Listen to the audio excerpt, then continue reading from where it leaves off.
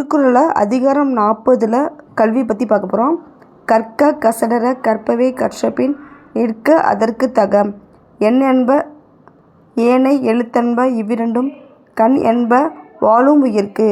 கண் உடையார் என்பவர் கற்றோர் முகத்திரண்டு புண் உடையார் கல்லாதவர். ஓப்பத் தலைக்கூட்டி உள்ளப்பிரிதல் அனைத்தே புலவர் தொழில். உடையார் முன் இல்லார்போல் ஏக்கற்றும் கற்றார் கடையரே கல்லாதவர். தொட்டனைத்து ஊரும் மணற்கேணி மாந்தர்க்கு கற்றனைத்து ஊரும் அறிவு.